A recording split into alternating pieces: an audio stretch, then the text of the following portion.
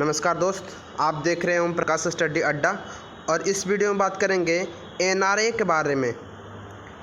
National recruitment agency, ठीक है, जो सीईटी कंडक्ट करवाएगा, कॉमन एलिजिबिलिटी टेस्ट, ठीक है, जो कैबिनेट द्वारा अप्रूव हुआ है, ठीक है। रेलवे की परीक्षा भी एनआरए कराएगी, ठीक है।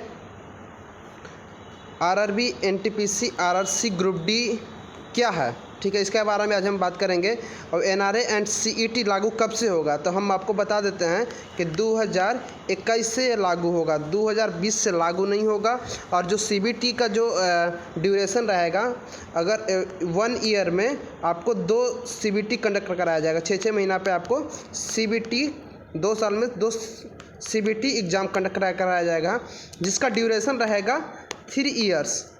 इसका ड्यूरेशन रहेगा 3 ईयर्स। इसका अलग अलग जो आपको एसएससी, आईबीपीएस, ठीक है, और आरआरबी, सभी को जो नॉन टेक्निकल जो एग्ज़ाम होते थे, रिक्रूटमेंट होते थे, उसका कंडक्ट कराएगा एनआरए, नेशनल रिक्रूटमेंट एजेंसी, जो सीबीटी के माध्यम से कंडक्ट कराया जाएगा, ठीक है। तो इस वीडियो को पूरा देखें। अगर वीडियो अच्छा लगता है तो वीडियो को लाइक कीजिए, दोस्तों के साथ शेयर करें। अगर आप मेरे चैनल पर पहली बार आप आए हैं तो चैनल को सब्सक्राइब करना ना भूलें। बारी बारी से हर एग्ज़ाम को देते जाते हैं। मतलब पहले मैंने आरआरबी दे दिया, उसके बाद एसएससी भी दे दिया, उसके बाद आईबीपीएस भी दे दिया। मैं सारे पूरे साल में मैं एग्जामिनेशन ही देता रहता हूँ जब तक मेरे को काम मिल नहीं जाता है। तो अब एटलीस्ट एक लेवल इसमें कम हो जाएगा। Next please. जो कॉमन एलिजिबिलिटी टेस्ट, एक ही टेस्ट इन तीनों ऑर्गेनाइजेशंस, एंड जो भी ऑर्गेनाइजेशन ये स्कोर लेके उसमें भर्ती करना चाहती है, तो वो इस कॉमन एलिजिबिलिटी एग्ज़ाम के बेसिस पे जो स्कोर्स मिलेंगे उनको लेके अगले लेवल एग्जामिनेशन के लिए वो एक्सेप्ट करेंगे। तो ये नेशनल रिक्रूटमेंट एजेंसी एक सोसाइटी होगी, autonomous society under societies act. तो इसमें तीनों एजेंसीज के रिप्रेजेंटेटिव्स होंगे, जैसे मैंने कहा एसएससी के, आरआरबी के और आईबीपीएस के, तीनों के रिप्रेजेंटेटिव्स होंगे इस सोसाइटी को फॉर्म करने में, गवर्निंग बॉडीज़ में। ये कंडक्ट करेगा टायर 1 एग्जामिनेशन, जिसमें सबसे अधिक लोग पार्टिसिपेट करते हैं, वो 2.5 करोड़ जो मैंने कहा, वो फर्स्ट लेवल एग्जामिनेशन है, टायर 1 एग्जामिनेशन है, उसको कंडक्ट करेगी। ये फुल्ली ऑनलाइन एग्ज़ाम होगा, कंप्यूटर बेस्ड एग्ज़ाम होगा, और उसके स्कोर्स जो हैं वो इमीडिएटली कैंडिडेट को मिल जाएगा, जिसके बेसिस पे वो किसी भी एजेंसी में अपना, या एसएससी हो या आरआरबी हो या आईबीपीएस हो, वो स्कोर के आधार पे वो अप्लाई करके अगले लेवल एग्जामिनेशन ले सकते हैं। अब 3 ही एजेंसीज को पहले लिया है हमने, लेकिन in due course of time जैसे जैसे ये स्टेबलाइज होता जाएगा, तो सारे रिक्रूटमेंट एजेंसीज में इस स्कोर को एक्सेप्टेंस देने की, इसको एक्सपैंड करने की भी हम सोच रहे हैं। तो इसमें फ़ायदा ये होगा कि स्टैंडर्ड करिकुलम होगा, एक ही करिकुलम होगा, एक पाठ्यक्रम के अनुसार एग्ज़ाम दिया जा सकता है।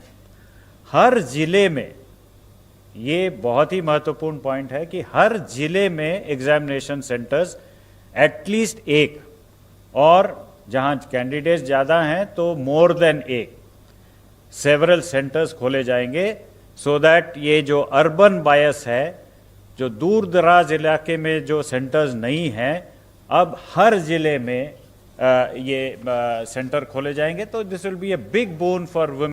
चलिए समझते हैं कि एनआरए क्या है और सीईटी क्या है। एनआरए और सीईटी, कॉमन एलिजिबिलिटी टेस्ट, ठीक है, इसके बारे में आज हम डीपली बात करेंगे क्या है, ठीक है, जो कैबिनेट द्वारा अप्रूवल हुआ है, ठीक है। और हम इसमें क्या करेंगे, कैबिनेट द्वारा जो अप्रूवल हुआ है वो कब से लागू होगा, ठीक है, क्या क्या एलिजिबिलिटी होगी, क्या क्या इसके लिए कितने साल तक आप अटैम्प्ट करते, कितने बार आप अटैम्प्ट कर लेते हैं, इसके बारे में आज हम बात करेंगे। ठीक है, तो आज हम पूरी तरह से बताएंगे। देखिए क्या कह रहा है, देखिए फर्स्ट हम देखते हैं common eligibility test CET to screen candidate at the first level for SSC RRB and IBPS।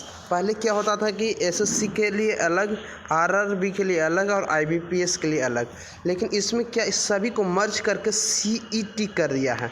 ठीक है, ये CET है कॉमन एलिजिबिलिटी टेस्ट, जो आपको प्री के लिए, पहले प्री के लिए जो एग्ज़ाम होता था वो अलग अलग होता था, लेकिन इस तीनों को क्या कर दिया है, अगर आप CET क्रैक कर जाते हैं, आप पास कर जाते हैं, तो आपको प्री एग्ज़ाम देने की कोई ज़रूरत नहीं है, आपको डायरेक्ट कर दिया जाएगा मेंस के लिए।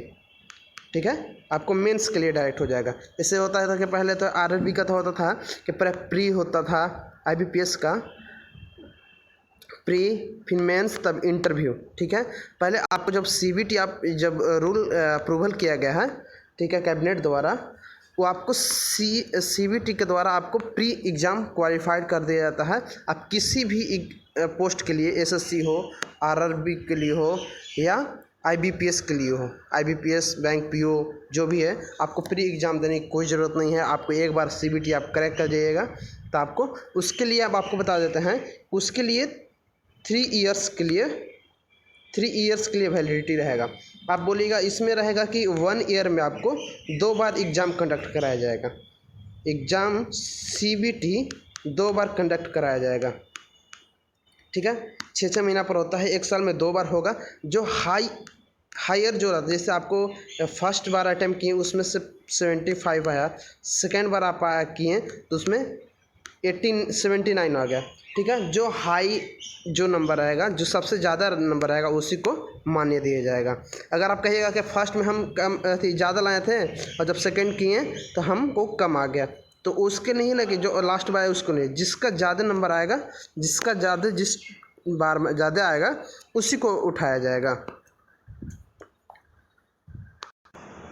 अब सेकंड देखते हैं क्या कर रहा है, एक computer based online common eligibility test CET। पहले जैसे आपको कोई चेंज किया गया नहीं है, जैसे कंप्यूटर पर जो एग्ज़ाम होता था ऑनलाइन, वैसा ही होगा for a graduate the higher secondary 12th and the matriculation. इसके लिए क्या होता है कि CBT जो होगा वो डिफरेंट बाई रहता है, जैसे ग्रेजुएशन के लिए अलग रहेगा, हायर एजुकेशन के लिए अलग, और जो मैट्रिकुलेशन के लिए अलग CBT, उसका लेवल अलग अलग रहेगा। ठीक है,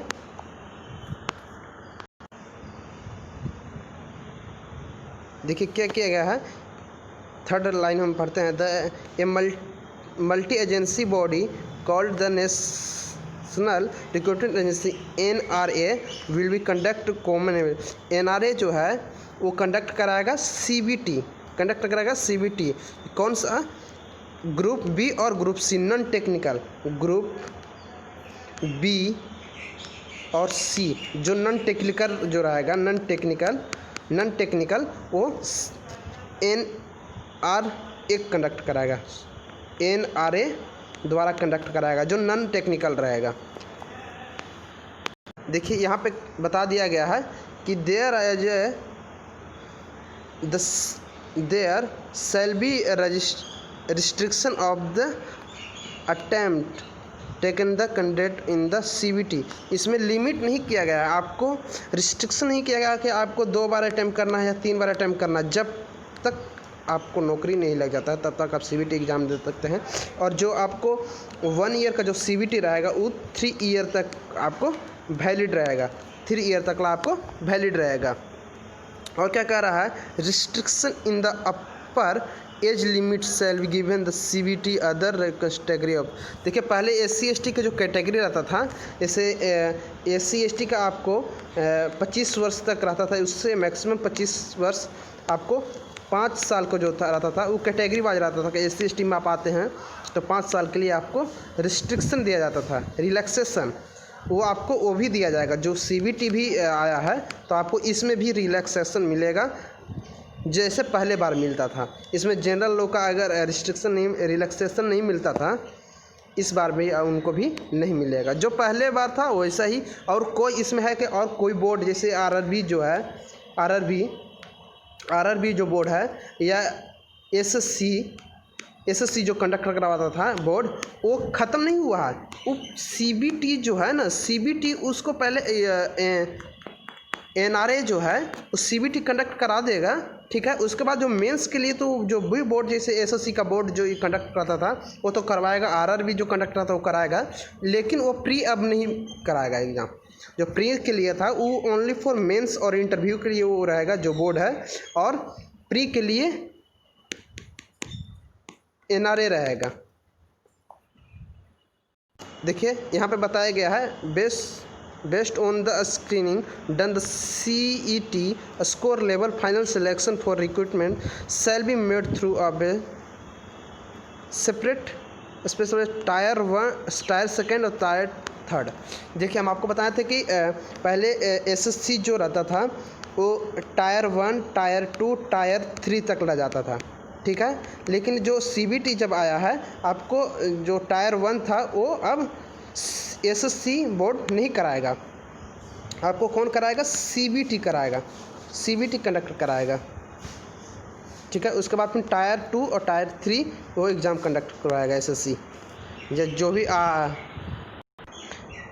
देखिए यहाँ पे क्या कह रहा है, the curriculum for this test would be common as would be the standard. ये क्या है? स्टैंडर्ड लेवल पे, नेशनल लेवल पे जब एग्ज़ाम होगा वो स्टैंडर्ड बेसिस पे होगा। आपको जैसे था CBT आप समझ रहे कॉमन बेस्ड टेस्ट, वैसा ही नहीं रहेगा। नेशनल लेवल पर जब हो रहा है तो आपको कुछ स्टैंडर्ड क्वेश्चन इसमें सेलेक्ट किया जाएगा। अभी तो सिलेबस का हम बात नहीं करते हैं, सिलेबस क्या क्या सिलेबस रहेगा, अभी सिलेबस का अभी कुछ चर्चा नहीं है। तो CBT would be the level of the number of language. आपको 12 लैंग्वेज में आपको एग्ज़ाम कंडक्ट कराया जाएगा।